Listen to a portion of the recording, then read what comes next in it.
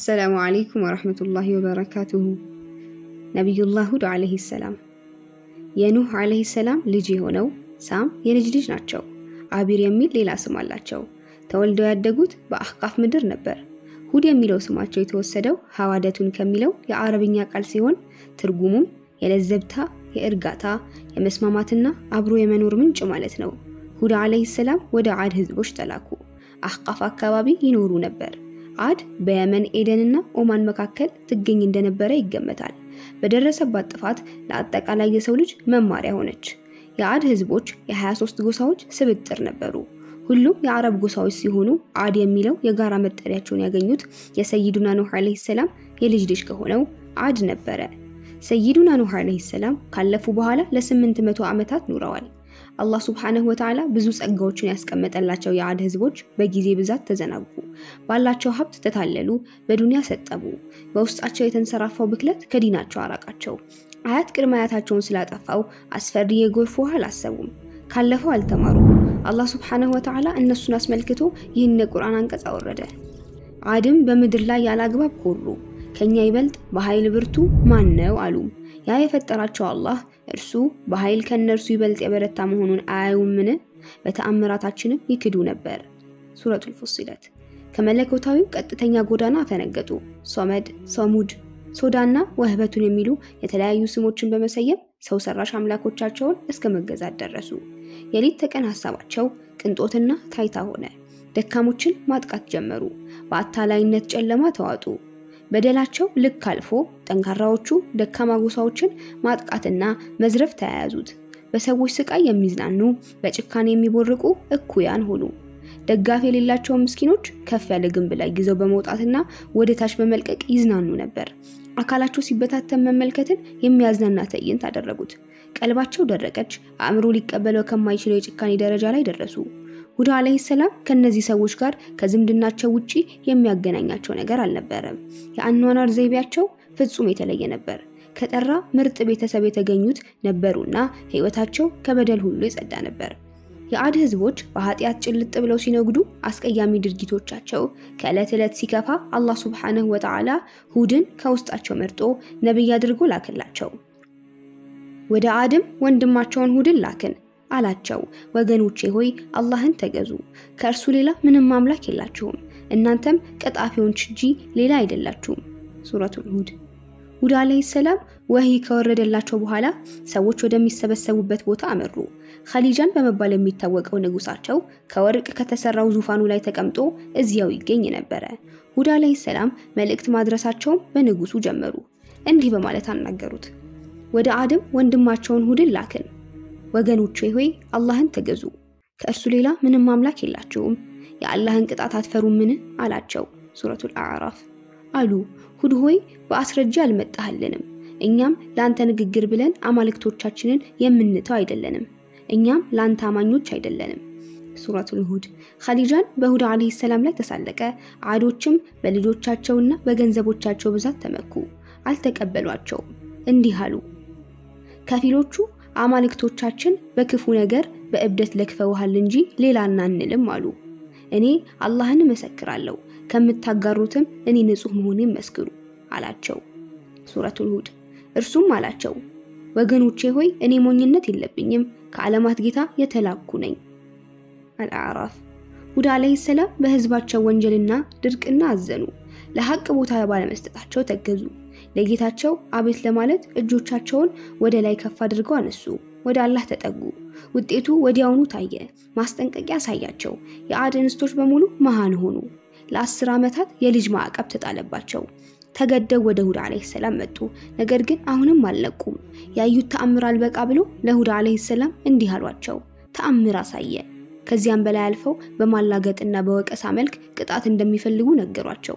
ከአማልክቶቻችን ልታዞረን መጣህብን፣ ከእውነተኞቹም እንደሆንክ የምትዝትብንን ቅጣት አምጣው አሉ። ሱረቱል አህቃፍ። መልስ ተሰጣቸው። ምንጮች ደረቁ፣ አትክልቶች ጠወለጉ። እነዚያ ውብ የአትክልት ቦታዎች እንዳልነበሩ ሆኑ። ሁኔታቸው ሁሉ ተቀያየረ። ጉራሽ ምግብ አጥተው በረሃብ ረገፉ። ሁድ عليه السلام ለሁለተኛ ጊዜ ሰበሰቧቸው። እንደ አዲስ ምክር ለገሷቸው። ከአላህ ምህረትን ጠይቁ አሏቸው። በክህደታቸው እንዳይቀጥሉ አስጠነቀቋቸው፣ በግልጽ ገሰጿቸው። እኔ አላህን አስመሰክራለሁ፣ ከምታጋሩትም እኔ ንጹህ መሆኔን መስክሩ አላቸው። ከእርሱ ሌላ አማልክትንም ከምታጋሩት ንጹህ ነኝ። ሁላችሁም ሆናችሁ ተንኮልን ስሩብኝ፣ ከዚያም አታቆዩኝ። እኔ በጌታዬና በጌታችሁ በአላህ ላይ ተጠጋው። በምድር ላይ ምንም ተንቀሳቃሽ የለችም፣ እርሱ አናቷን የያዛት ብትሆን እንጂ። ጌታዬ ቃሉም ስራውም በቀጥተኛው መንገድ ላይ ነው አላቸው። ሱረቱል ሁድ። ብትዞሩ በእርሱ ወደ እናንተ የተላኩበት ነገር በእርግጥ አድርሼላችኋለሁ። ጌታዬ ከእናንተ ሌላ ህዝብም ይተካል፣ ምንም አትጎዱትም። ጌታዬ በነገሩ ሁሉ ተጠባባቂ ነውና አላቸው። ሱረቱል ሁድ። ይህ ማስፈራሪያና ዛቻ ግን አልበቃቸውም። በችግርና ረሃብ እየተጠበሱ እንኳን ወደ ተውሂድ ፊታቸውን አልመለሱም። የነበራቸው ልቅ ሀብት እጅግ በጣም ካላህ አርቋቸው ነበርና ማስተዋል ተሳናቸው። ነቢያትን ቢከተሉ ኖሮ ሐራም በመስራት ባልተደሰቱ፣ አቅመቢሶችን ባልበደሉ፣ ደካሞችን ባላጠፉ ነበረ። አሃዳዊ እምነት በርካታ ገደቦችን ያስቀምጣል።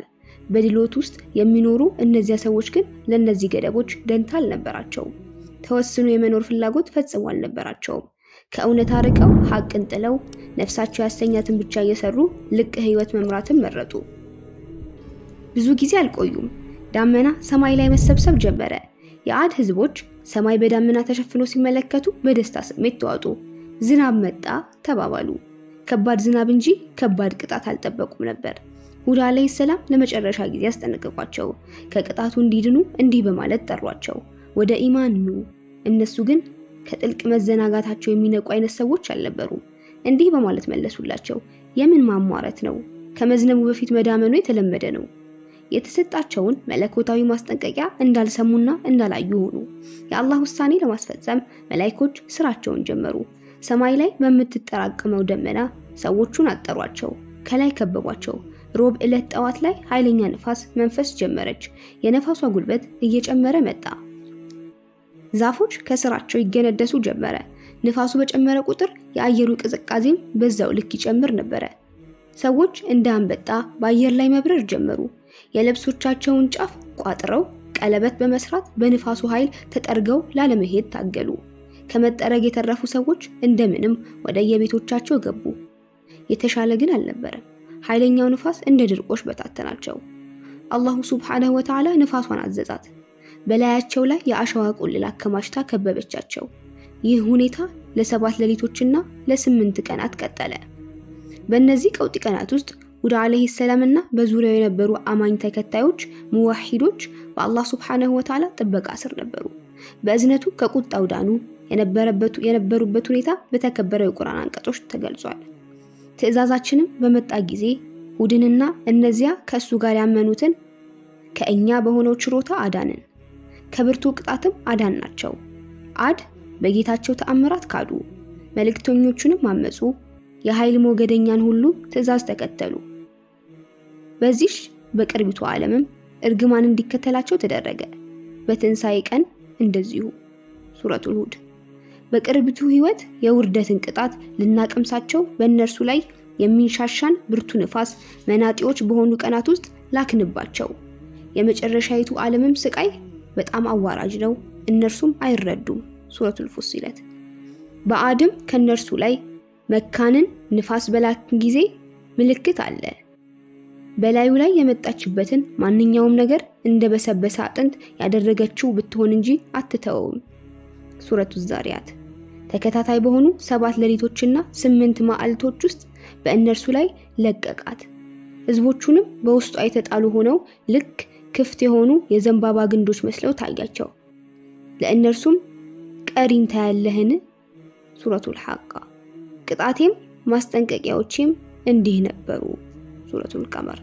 አላህ ሱብሓነሁ ወተዓላ ሁድን አለይሂ ሰላምና ተከታዮቹን በፈለገው መንገድ ጠበቃቸው። የአድ ህዝቦች ሙልጭ ብለው ከጠፉ በኋላ ሁድ አለይሂ ሰላምና አማኞች ወደ መካ መጡ። ሞት እስኪመጣባቸው ድረስ እዚያው ኖሩ።